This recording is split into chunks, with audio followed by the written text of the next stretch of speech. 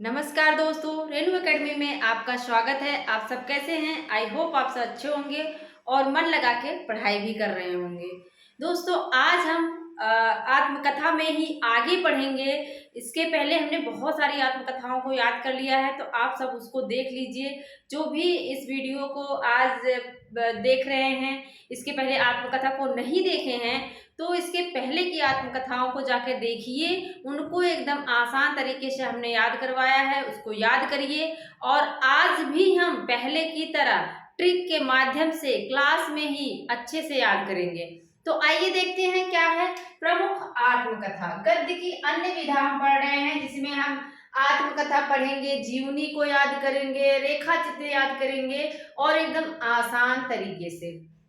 तो पहले जो हैं अब रामविलास शर्मा। कौन है? रामविलास शर्मा। एक हमने पढ़ा था रामविलास शुक्ल थे, जिनकी आत्मकथा थी मैं क्रांतिकारी कैसे बना। तो वो अलग हैं और ये रामविलास शर्मा अलग हैं। ये जो हैं मार्क्सवादी, जो कि प्रगतिवाद में देखे जाते हैं, मार्क्सवाद के समर्थक हैं। तो रामविलास शर्मा की रचना है, जो आत्मकथा है, अपनी धरती अपने लोग और घर की बात। इसी के 3 भाग हैं। मुंडेरे पर सूरज, देर सवेर आपस की बातें। तो अब घर की बात है इनकी, अपनी धरती अपने लोग, उसी के 3 भाग हैं। क्या है? मुंडेरे पर सूरज, देर सवेर आपस की बातें। अब इसको याद कैसे रखें? रामविलास शर्मा को मैं हमेशा याद कराती हूँ कि इनका लॉस हो गया। ये बहुत क्या थे? ये बड़े विलासी थे और इनका लॉस हो जाता। राम विलास मतलब लॉस हो जाता है। जब किसी का देखो कुछ लॉस हो जाता है, तो वो अपने आप को घर में ही मतलब कुछ दिन के लिए बंद कर लेता है। कहने का मतलब है कि किसी से मिलता जुलता नहीं है। वो इतना परेशान सैड रहता है कि किसी से बात करने का मन नहीं करता है। बस जो है घर में ही अपना रहता है। तो ये भी क्या करते हैं, जब इनका लॉस हो जाता है, तो अपनी धरती अपने लोग, तो ये क्या करते हैं, अपनी धरती और अपने लोग के साथ घर में ही रहते हैं। और फिर क्या करते हैं, घर की बात। फिर वो घर की ही बात करते, घर में ही रहते हैं और घर की ही बात करते हैं। और मुंडेरे पर सूरज, सूरज जो सुबह उठते थे पहले, लेकिन जब इनका लॉस हो जाता है तो मुंडेरे पर सूरज आ जाता है। मतलब जो है काफी देर हो जाती है सुबह होके, तब तक ये उठते नहीं हैं। देर सवेर मतलब देर सवेर उठते हैं। इनका लॉस हुआ है, टेंशन में है, मुंडेरे पर सूरज आ गया है, देर सवेर हो जाती है। और आपस की बातें क्या करते हैं, सब लोग आपस में बातें करते हैं कि भाई इसका लॉस हो गया है जब से, तब से क्या कर रहा है, अपने घर में ही है। और क्या है, घर की बात करता है। और मुंडेरे पर सूरज आ जाता है, देर सवेर तक ये सोता ही रहता है। तो इस तरह की आप अगर कहानी बना लेंगे, तो इनकी सारी रचनाएं उस कहानी के अंदर आ जाएंगी और आप कभी नहीं भूलेंगे। एकदम सिंपल सा है। देखो, लॉस हो जाता है तो ये अपनी धरती और अपने लोगों के बीच रहते हैं, घर की बात करते हैं। और फिर मुंडेरे पर सूरज आ जाता है, देर सवेर तक ये सोते रहते हैं। सब लोग आपस में बातें भी करते हैं, आपस की बातें। शिव पूजन सहाय का एकदम छोटा सा है, इनकी छोटी आत्मकथा। यहाँ पे नाम जो छोटा है, मेरा जीवन। याद कर लो, शिव पूजन सहाय का मेरा जीवन। ठीक है। इसके बाद हंसराज रहबर। देखो, हंसराज किसे हम कहते हैं? जैसे हम कभी कभी कहते हैं ये मेरे हंसा है ना, जिससे प्रेम करते हैं उसको क्या कहते हैं, हंसराज है, मेरे रहबर हैं। क्या है ये? मेरे रहबर हैं। ये मेरे साथी हैं, मेरे रहबर हैं। तो उनके साथ आपको क्या करना है? मेरे 7 जन्म। कितने जन्म तक रहना चाहते हैं? 7 जन्म तक। कहते हैं ये मेरे रहबर हैं, मेरे साथी हैं, मैं इनके साथ 7 जन्म तक रहना चाहती हूँ या चाहता हूँ। तो ये मेरे हंसराज रहबर हैं और मैं इनके साथ मेरे 7 जन्म तक रहना चाहती हूँ। 1986 इसका समय है और इसके 3 खंड हैं। इस बात को भी याद रख लीजिएगा, क्योंकि एग्जाम का पैटर्न बदल रहा है। खंड पूछ लेगा तो आप गलत कर देंगे, तो याद रखिएगा। मेरे 7 जन्म में 3 शब्द हैं, एक शब्द ये है, एक शब्द ये, दूसरा, तीसरा। तो ये कितने खंड हो जाएंगे? 3 खंड है। कितने हो जाएंगे? 3 खंड। ट्रिक से याद रखेंगे तो चीजें काफी दिन तक टिकी रहेंगी, कंफ्यूजन नहीं होगा, आपको उस प्रश्न पे समय नहीं लगेगा, टिक करके आप आगे निकल जाएंगे। तो क्या है, हंसराज रहबर के साथ कितने 7 जन्म तक रहना चाहती हैं और 3 खंडों में है। रामदरस मिश्र का बहुत पूछा जाता है। रामदरस की आत्मकथा है जहां मैं खड़ा हूं। क्या है? जहां मैं खड़ा हूं। इन्होंने क्या किया है? 5 भागों में अपनी आत्मकथा लिखा है। पहला जो भाग है वो क्या है? जहां मैं खड़ा हूं, रोशनी की पगडंडियां, टूटते बनते दिन, उत्तर पथ, फुर्सत के दिन। अब इसको कैसे याद रखे? रामदरस को जब भी मैंने इनके उपन्यास, नाटक जब भी याद करवाया है, तब रामदरस को मैंने राम का दर्शन करने से याद करवाया। जब हम राम का दर्शन करने जाते हैं तो क्या होता है, देखो राम का दर्शन कभी कभी आप लोग फील करिए, जब हम बचपन में थे तो हम स्कूल भी जाते थे या कहीं भी जाते थे तो अपने सारे मित्रों को के साथ जाते थे, कोई भी जाता नहीं था जब तक हम सभी लोग इकट्ठा ना हो जाए, तब तक हम घर से निकलते नहीं थे या कहीं रोड पर ही खड़े होके उसका इंतजार करते थे। तो जब वो मेरी सहेली या कोई भी आ जाती थी तो हम लोग सब साथ में जाते थे। तो हम क्या यहाँ पे हमने ऐसे ही कहानी बनाए हैं कि राम का दर्शन करने जा रहे हैं और क्या है, कहाँ खड़े हैं? जहां मैं खड़ा हूँ। कह रहे हैं, फोन किए हैं कि जहां मैं खड़ा हूँ वहां तुम आओ, जहां मैं खड़ा हूँ तुम आ जाओ, रोशनी की पगडंडियों पर मैं खड़ा हूँ। कहाँ का पगडंडी? मतलब जो पतला रास्ता होता है गांव का, उसको पगडंडी कहते हैं। तो क्या है, कह रहे हैं कि रोशनी की पगडंडियों पर मैं खड़ा हूँ और टूटते बनते दिन। यहाँ से क्या है, टूटते बनते दिन का मतलब दिन जो है टूटते बनते निकला जा रहा है, तुम जल्दी आओ।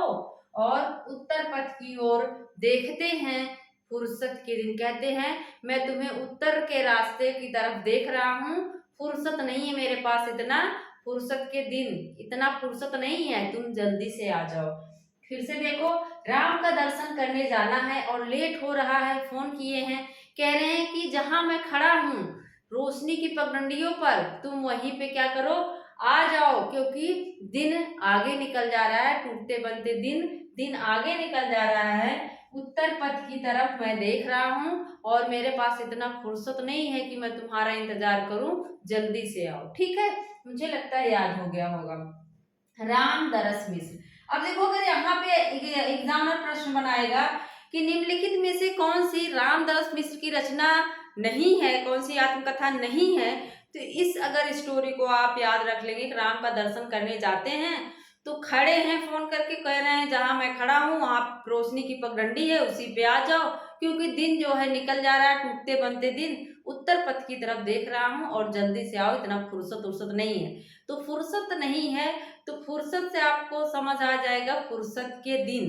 ठीक है, और इस तरह से आप उस प्रश्न को सही कर लेंगे। फिर से देखो, ये कन्हैया लाल मिश्र प्रभाकर का है, तपती पगडंडियों पर पद यात्रा। अब यहाँ भी पगडंडी आया है तो आपको कंफ्यूज कर सकता है कि रोशनी की पगडंडियां किसकी है और तपती पगडंडियों की पद यात्रा किसकी है। तो रोशनी की पगडंडियों पे तो राम का दर्शन करने जा रहे थे तब खड़े थे, लेकिन जब कन्हैया लाल, देखो कन्हैया, जब कान्हा कृष्ण जी जब सुदामा जो है उनसे मिलने आते हैं तो क्या करते हैं, तपती पगडंडियों मतलब वो पैरों में पहले तो खड़ाऊ पहना जाता था, चप्पल नहीं था, तो क्या करते हैं, पैरों में कुछ भी नहीं डालते, राजा हैं सिंहासन पर बैठे हैं, लेकिन जब पता चलता है कि उनका मित्र आ रहा है उनसे मिलने, तो पैरों में कुछ भी नहीं पहनते और वो नंगे पांव पद यात्रा करते हुए तपती पगडंडियों, तपती का मतलब कि जो जमीन है उस पे जो है बिना खड़ाऊ के ही चले जाते हैं, पद यात्रा करते हैं। तो वहीं से मैंने लिंक कर लिया था, जो कन्हैया लाल हैं जब सुदामा आते हैं तो तपती पगडंडियों पर पद यात्रा करते हैं, तपती तपती जो है पगडंडियों पर रास्ते पर वो पद यात्रा करते हुए मिलने चले जाते हैं। ठीक है, इसके बाद है फणीश्वर नाथ रेणु। रेणु ने अपना परिचय खुद दिया, आत्म परिचय, इसको मैंने अपने नाम से लिख कर दिया था। रेणु मतलब अगर आप देखें तो ना जो है ना को संस्कृत में रा कहा जाता है। बहुत जगह आप देखेंगे कि जब आप उसको तद्भव में करेंगे तो वो ना हो जाएगा। अगर उसको संस्कृत में करें, जैसे कृष्ण होता है तो कृष्ण का आप कृष्ण भी बोलते हो, कृष्ण भी बोलते हो, और क्या है, कृष्ण भी बोल देते हैं, बहुत लोग ऐसे बोल देते हैं कृष्ण। तो वैसे ही मैंने कर लिया था। रेणु मतलब मैंने खुद को ही कर लिया था, रेणु ने, मैंने अपना आत्म परिचय खुद दिया। इतना संघर्ष, इतना मेहनत किया कि मैंने अपना नाम खुद बनाया, ना कि जो है मैं पति के ऊपर डिपेंड रही, ना ही मैं ससुराल वालों के ऊपर डिपेंड रही, ना ही अपने मायके का धौंस देती रही। ऐसा मैंने कुछ भी नहीं किया। मैं सब कुछ एक साइड में रख के अपना एक जो है मुकाम बनाया, अपना एक रास्ता बनाया, और उस रास्ते पे आज मैं अपनी मंजिल को भी पा चुकी हूँ।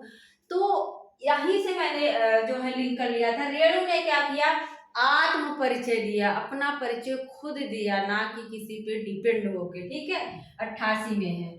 इसके बाद क्या है, अमृतलाल नागर। नागर, नागर को मैंने कर लिया था नगर। जो देखो नगर में रहने वाले लोग हैं, टुकड़े टुकड़े दास्तान, वो टुकड़े टुकड़े होकर रहते हैं। ज्वाइंट फैमिली गांव में आपको ज्यादा देखने को मिलेगी, अब तो गांव में भी कम हो गई है, लेकिन शहर में क्या है, वही गांव वाले ही अपने पति पत्नी बच्चे को लेके शहर में आते हैं, फिर वही बच्चे कहीं और चले जाते हैं। तो शहर गांव में, नगर में क्या है, टुकड़े टुकड़े लोग हैं। क्या है, टुकड़े टुकड़े लोग हैं, छोटा छोटा परिवार है, टुकड़े टुकड़े दास्तान। इसके बाद डॉक्टर नगेंद्र का है अर्ध कथा, और यही आप देखेंगे 1988 में है। लेकिन अगर 1641 वाला पूछे अर्ध कथा किसकी है, तो आपको याद होना चाहिए यही पहली आत्मकथा है। अर्ध कथा बनारसी दास जैन की, किसकी है, बनारसी दास जैन की है। तो याद रखना, अर्ध कथा अगर समय देके पूछ रहा है 1988 में किसकी रचना है, तो आप डॉक्टर नगेंद्र को बताएंगे। 1641 वाली पूछ रहा है तो आप जो है बनारसी दास जैन को बताएंगे, याद रखिएगा। रविंद्र कालिया की है गालिब छूटी शराब, 2000 ईस्वी में। बहुत ज्यादा पूछा जाने वाला प्रश्न है, गालिब छूटी शराब किसकी आत्मकथा है, तो रविंद्र कालिया की है। इसको मैंने याद कर लिया था। मेरे गांव में एक रविंद्र नाम के व्यक्ति हैं, अभी भी हैं, तो मैंने वहीं से लिंक कर लिया कि वो बड़ा शराब पीते थे, लेकिन उनकी जब पत्नी आती है तो बहुत डांट लगाती है, फटकारती है, और उनकी शराब छूट जाती है। तो बाद में कहते हैं सबसे कि गाली खाकर मेरी शराब छूट गई, गाली में छूटी शराब। क्या है, जब पत्नी गाली गलौज देती है, फटकारती है, तो उनकी शराब छूट जाती है रविंद्र की। और फिर वहीं से हमने लिंक कर लिया, कहते हैं कि गाली खाकर मेरी शराब छूट गई, गाली छूटी शराब। ठीक है, एकदम आसान ट्रिक है दोस्तों। आपको मैं लेखक से ही लिंक करके बताती हूँ, ताकि जो है अलग से कोई ट्रिक ना बनानी पड़े, क्योंकि वो ट्रिक याद करना पड़ता है, और हम लेखक से ही उसकी विशेषता बता के उसकी रचना को याद करवा देते हैं। आइए एक बार फिर से फटाफट रिवीजन कर लेते हैं हम। रामविलास शर्मा है, इनका लॉस हो जाता है, ये अपनी धरती अपने लोगों के पास आ जाते हैं, अपने लोगों से बात करते हैं, घर की बात करते हैं, और देर तक सोए रहते हैं। मुंडेरे पर सूरज आ जाता है तब तक सोए रहते हैं, देर सवेर तक सोए रहते हैं, और सब लोग आपस में बड़ी बातें भी करते हैं कि कैसा है, सोया पड़ा है। और शिवपूजन सहाय का है मेरा जीवन, शिवपूजन सहाय का याद कर लो, मेरा जीवन। और हंसराज अपने रहबर के साथ आप कितने 7 जन्म तक रहना चाहते हैं, मेरे 7 जन्म 3 खंडों में है। राम का दर्शन करने जाना है, तो क्या कर रहे हैं फोन पे, मैं जो है कहाँ खड़ा हूँ, जहां मैं खड़ा हूँ वहां रोशनी की पगडंडियां हैं, और दिन क्या है, बनते टूटते बनते दिन, दिन निकल जा रहा है। मैं उत्तर पथ की तरफ देख रहा हूँ, और मेरे पास इतना फुर्सत नहीं है, जल्दी से तुम आ जाओ फुर्सत के दिन। कन्हैया लाल क्या करते हैं, कन्हैया क्या करते हैं, तपती पगडंडियों की पद यात्रा करते हैं। जब सुदामा को देखते हैं तो वो पद यात्रा करते हैं, तप रहा है रास्ता, लेकिन फिर भी वो बिना खड़ाओं के ही निकल जाते हैं, तपती पगडंडियों की पद यात्रा। रेणु ने अपना आत्म परिचय खुद दिया। ठीक है, रेणु ने अपना आत्म परिचय खुद दिया। अमृतलाल नागर। नगर में लोग कैसे रहते हैं? टुकड़े टुकड़े होके रहते हैं, बड़ा परिवार नहीं रहता, छोटा परिवार रहता है, टुकड़े टुकड़े दास्तान। डॉक्टर नगेंद्र की अर्ध कथा है, याद होनी चाहिए। और रविंद्र कालिया, रविंद्र बहुत शराब पीते हैं, उनकी पत्नी बहुत गाली गलौज देती है, फिर जाके कहते हैं कि गाली खाकर मेरी शराब छूट गई, गाली छूटी शराब। तो दोस्तों, आप लोगों को हमारी ट्रिक कैसी लगी जरूर बताइएगा, और ऐसी वीडियो आपको देते रहेंगे। इसके लिए आप चैनल को सब्सक्राइब कर लीजिए, लाइक कर दीजिए, शेयर कर दीजिए। मिलते हैं अगले वीडियो में। Thank you.